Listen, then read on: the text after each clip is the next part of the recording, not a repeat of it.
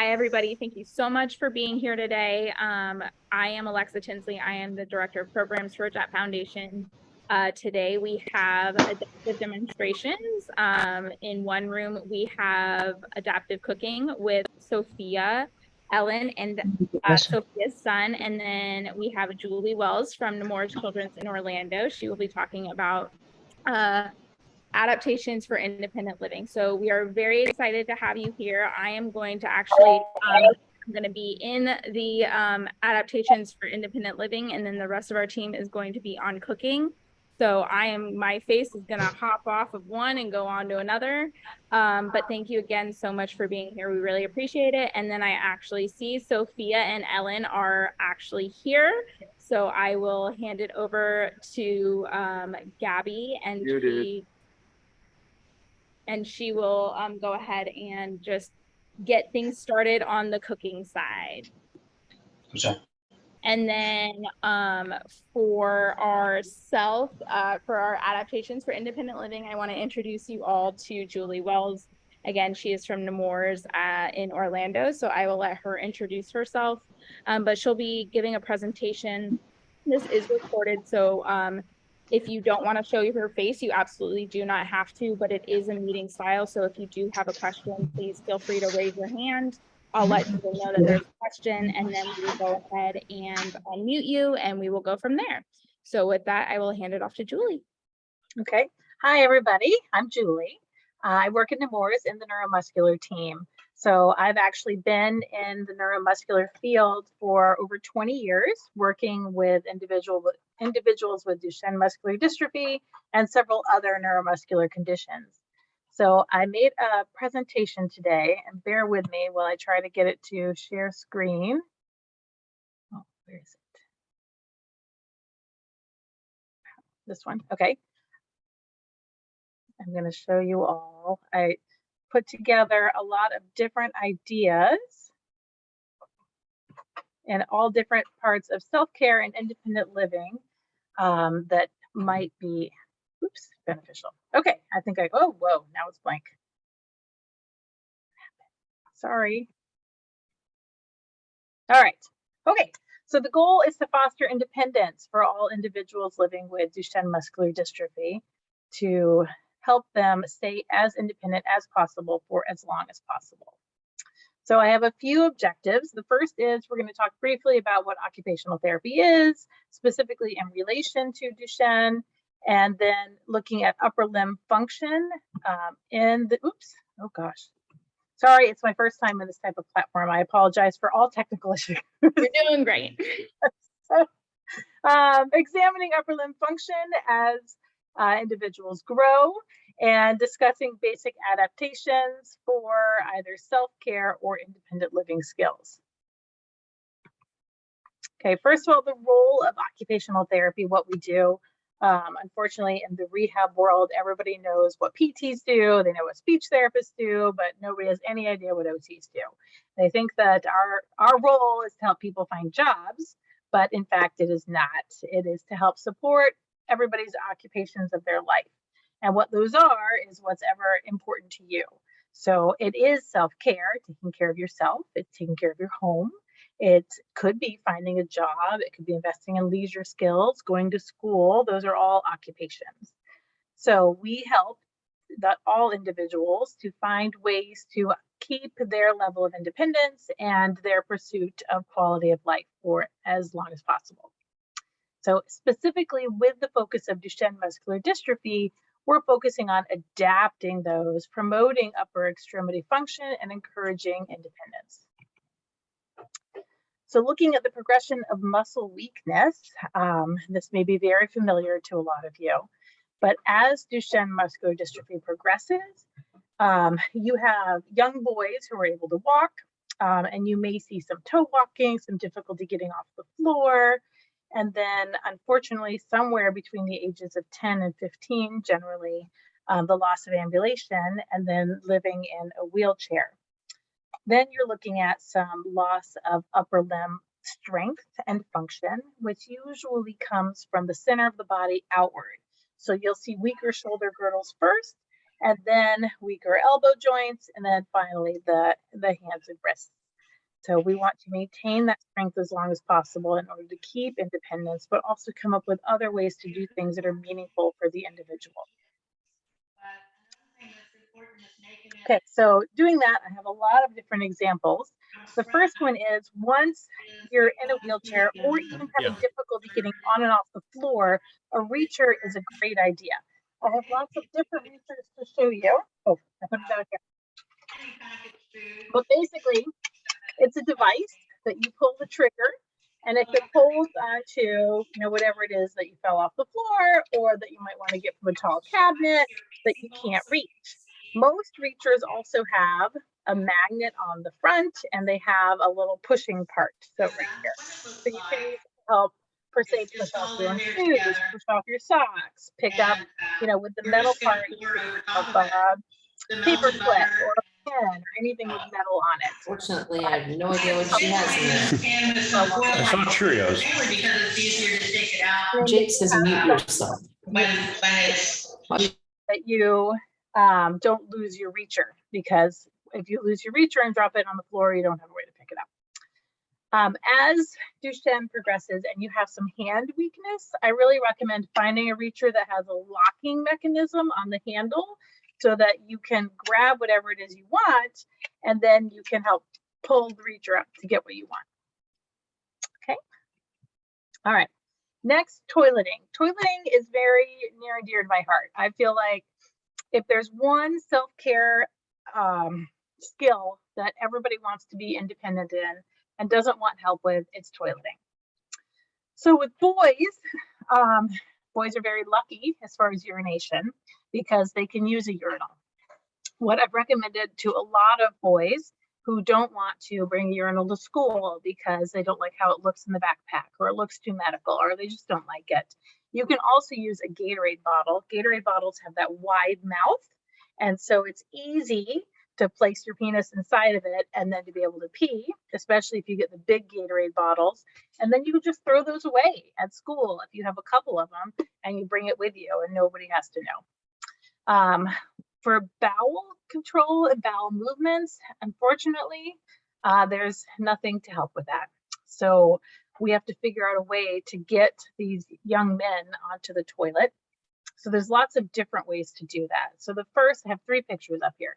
The middle picture is of a really basic adaptation. So adding some grab bars to your toilet. So that's something that can help you to stand up or sit down on the toilet if your legs are feeling a little weak. You can also consider getting a raised toilet seat. They sell toilets themselves that are made taller, which sometimes help. Or you could get a riser for your toilet. So it sits right on top of it and hooks on so that you're still on the toilet, you're just higher and it's easier to get on and off of. And the fanciest version are toilet seats that help to lift you up and help you come to a standing position. Those, of course, cost the most amount of money, but they can sometimes help maintain that toilet transferring for a lot longer. Then over on the right, I have a little seatbelt part. So once an individual starts to get a little bit weaker in their trunk, we want to give enough support while you're sitting on the toilet that maybe they can be left in there with the seatbelt on to do their business, and then perhaps assistance is needed just to wipe afterwards, but they can be in there and feel posturally secure and like they're not going to fall off the toilet. And then I do have a picture of a Hoyer lift. So Hoyer lifts can help with transfers. As people grow and gain weight and parents age, it gets harder and harder to move people and transfer in and out of the wheelchair, on and off the bed, in and out of the shower, on and off the toilet. Hoyer lifts are great. They do take up a lot of space in the home, and insurance really only wants to pay for the manual pump Hoyer lift. The electric ones are, of course, faster and take a little bit less effort. That's what we have here in the hospital, but insurance companies do not like to pay for that because the manual one does the job just as well as the other ones. Okay, the other things to think about is when you're looking at immobility, and a lot of boys also limit what they're eating and drinking. It's not fun, and I don't know how old our audience is, if we have younger boys that we're talking about, or school age, or adulthood. So I'll try to give you just an overall of all ages, but we see a lot of boys of school age, especially once they are using a power wheelchair, that you're seeing a lot of self-limiting of the amount of drinking and eating. And so, and that, you know, some of the mobility is a little bit slower, but you also are then imposing some constipation and difficulty with, you know, just overall bowel and bladder control by trying not to go to the bathroom at school. So I like to ask, you know, if boys could possibly be on a bowel program where we can teach their body that in the morning or afternoon, this is when you have a bowel movement, and then you don't have to go to school. But also have a plan, because everybody has a bathroom emergency at some time. What happens when you're at school and you really have to go? So could it be going to the nurse's station? Is there a teacher who could help you transfer? But the last thing you want to do is have a bathroom emergency where you have to go right now and there's no plan to help you get onto a toilet. Okay, let's see. Next, we're going to talk about bathing. The bath and shower are the most dangerous place in the house. So we see a lot of boys falling and young men who are trying to stand in a shower or transfer themselves into the shower without proper assistance or proper adaptations to maintain that level of independence and safety. So as a young man is walking, it's important to have grab rails. You could have non-stick surfaces in the shower and in the tub, and maybe even, you know, if you're a young boy, sitting in the tub is the safest place to bathe. I mean, young boys all like to play in the water, so it's perfect. But as a person ages and perhaps get a little weaker or has a harder time getting in and out of the bath or the shower, considering a bath chair is a great idea. So on the right is a tub transfer bench. So it's a long bench that half of it sits out of the tub and the other half is in the tub. And the idea, if you have a tub in your house, is that you just turn around and sit on the part that's outside of the tub. And then you swing one leg at a time over the actual rail of the tub until both legs are in the tub, and then you scoot your bottom over. So then you're able to get in and out without having to step over the tub and have the possibility of falling. There's some other cool options out there. So the pink one, and I tried to find blue because I know most of us are boys, but is a bath system. So that one you could use with a Hoyer, where you Hoyer onto that bath chair, and then the whole chair kind of slides over into the bath or the shower.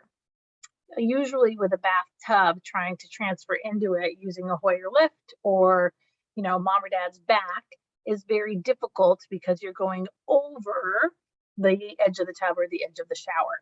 So a bath system is great because once you're on it, the bath system slides in and you don't have to worry about a difficult transfer. And then I have a third option on here as well that gives a little bit more head support. Let's see. Okay, and then looking at grooming skills. So all of these are very important, of course, to whoever has to do them, to the boy or the individual. But grooming skills, creating that level of independence, you want to have a sink, if possible, that the wheelchair can go under. If you can rest your elbow on the table and you could brush your own teeth, or you could brush your own hair, or you can wash your own face, you can maintain that level of independence for a lot longer. So something that your elbow can rest on and you just pivot this way, instead of having to reach up and over, then you're using muscle groups that are smaller and muscle groups that maintain their strength longer. Other than that, we could talk about long-handled devices. So this is a long-handled comb where you don't have to raise your shoulder up to brush your own hair. Again, all you need is elbow flexion. And if you have something to pivot off of, you can maintain elbow flexion for longer as well. And then shaving is another thing. I just put that in here so you could see there's really long-handled utensils for every possible grooming aspect you could think of. So then, same thing with toothbrushing. You can get a long-handled toothbrush in order to maintain that for longer. Dressing. in order to get dressed. Sometimes using the fasteners is difficult, and sometimes you want to be able to dress yourself a little bit more easily. There are a lot of companies out there that are creating adaptive clothing. So Tommy Hilfiger and their Runway of Dreams kind of started the whole thing and opened the door for a lot of other companies. So on their website, if you go to tommyhilfiger.com, on the top there's women, men, children, and then adaptive. So they have very stylish, very cool adaptive clothing. And I have some I could show you. This is a little button-up shirt from Tommy Hilfiger. And they look like regular buttons, but in fact, they're magnets. So if using clothing fasteners is difficult, this can be a way to increase your level of independence with dressing, and nobody knows because it looks exactly like regular buttons. And the same thing with the pants. These are little girl pants, but they look like a regular button and jean, but in fact, it's magnetic and Velcro. And then on the bottom, they have magnets too, just in case you're wearing AFOs or foot braces or anything else.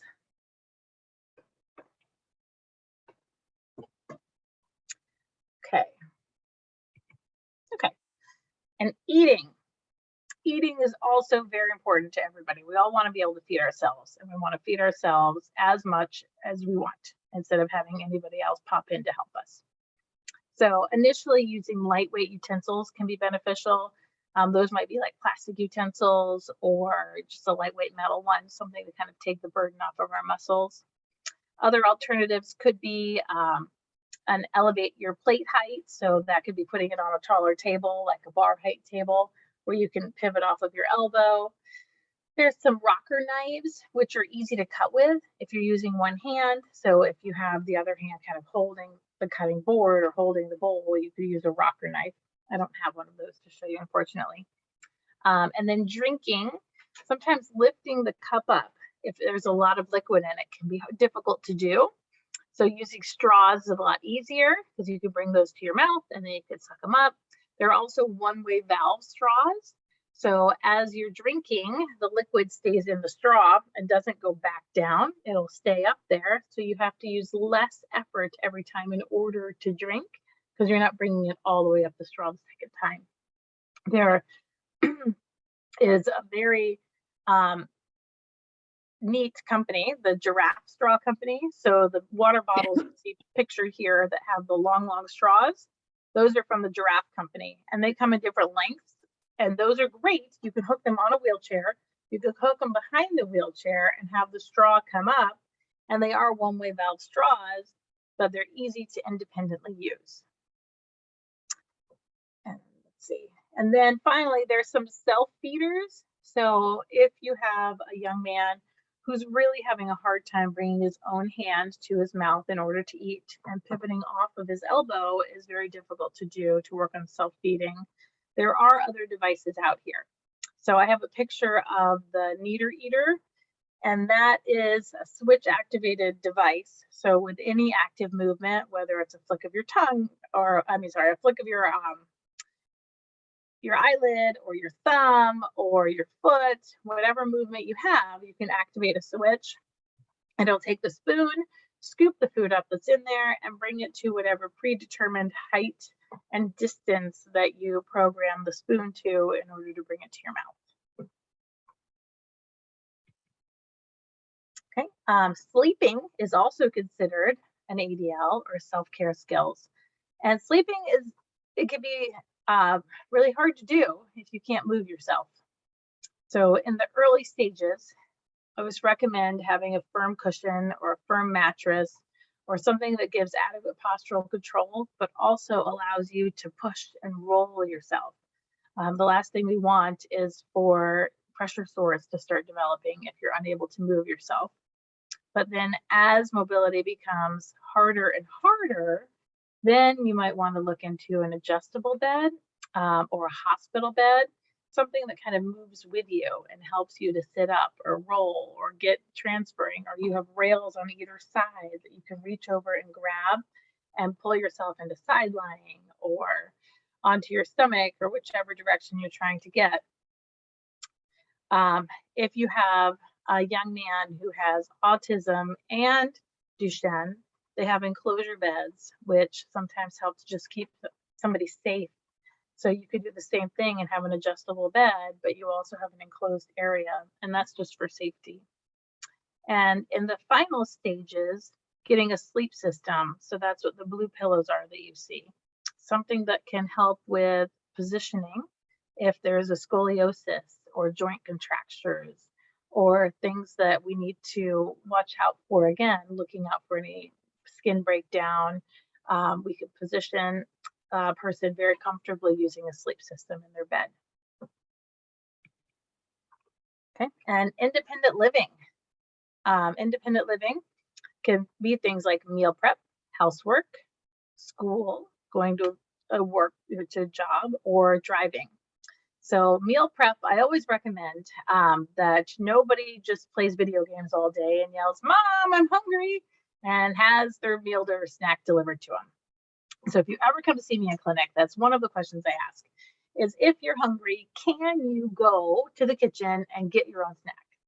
Like, I don't mean like, prepare yourself a steak and some roasted vegetables, but could you at least get a bag of chips, maybe microwave yourself some Easy Mac, or put together a sandwich? Then we're good.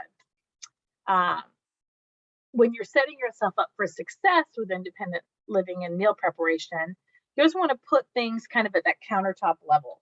So if you're thinking about sitting in a wheelchair all day, having all of the things that you're going to need in an area that you can reach will really help to increase your independence. So do you keep a couple plates on the counter and a couple of cups? And when you open the pantry, are all of your ingredients, like if you like peanut butter, is it right there in the pantry where you can get it? Or are you able to open the refrigerator? Some of the refrigerators that have the drawers are much easier to open from a wheelchair level. But everything you need, you want to be able to reach. And then housework. How do we help? And I know every time I bring up chores, the moms are always like, no, they don't do anything. And the boys are trying to look away and hide. Like, why would I want to do my own laundry or house cleaning? But it's part of growing up. It's part of, trying to encourage participation in that. But you really want to look at what the ability is of that individual. And, could you at least help fold your shirts after we're done washing them? And then maybe drive them over to your drawer and put them in there. With cleaning, can you wipe off the table? Can you, if you have the front opening washer dryer, can you move things from one to the other? Just to help a little bit. School and college. There are a lot of different universities that have very adaptive dorms. UF has a fabulous dorm where it's made for people with disabilities, and they actually have a whole unit where you could have an aide or a nurse help with some of these self-care skills and still attend college. There's also now, since COVID, one of the great things that came from COVID is the open availability of virtual schooling. We do have a lot of boys who come to see us who don't want to go back to, a regular school setting for whatever personal reasons, but virtual school is a great option. You can go to all different levels of school and college now virtually. And then as you get toward the ages of 18, calling vocational rehab can help you discover, what job skills do I have? How can I go out into the workforce?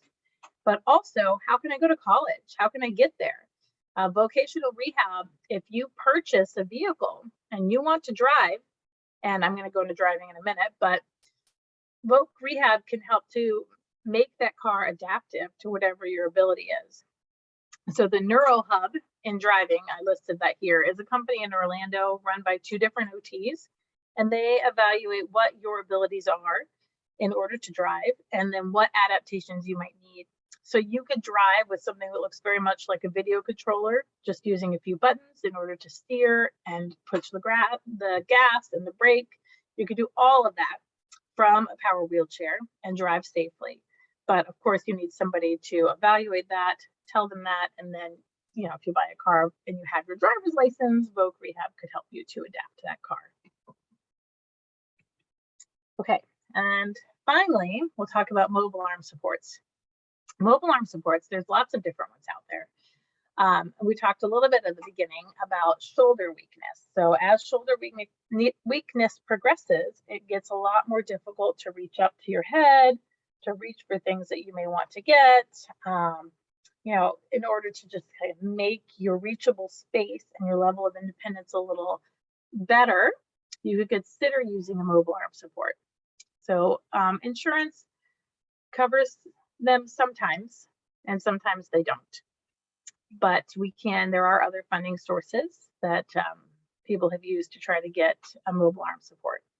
So if you don't have any muscle contractures, it's a possibility. They either use pneumatics, so kind of air control, or giant rubber bands and things like that in order to help move into different areas. Let's see. So in conclusion, OTs can help to maximize independence. If you have any questions, I would consider going to an OT who knows about Duchenne muscular dystrophy and can help to maximize independence in whatever area is important to you. Some examples, of course, toileting, bathing, grooming, dressing, eating, sleeping are all important ADLs. And for any additional resources or information, please contact the Jett Foundation, the MDA, or us at Nemours in Orlando. Questions? You're muted, Alexa. Of course I am. Of course, I always do that. I start talking and I was, anyway. If anybody has any questions, please feel free to raise your hand, type it in the chat. If you want to come on video, you're welcome to do so as well. Thank you, Julie, so much for all of this. I do, this is Julie's, summary of presentation. She is a wealth of knowledge. So if you have any questions outside of this presentation as well that you want to ask, I can't promise she'll give you an answer or know the answer, but you can at least ask it. And like I said, she is a wealth of knowledge. So if you do have any questions, please feel free to ask them. And I'll give everybody a minute.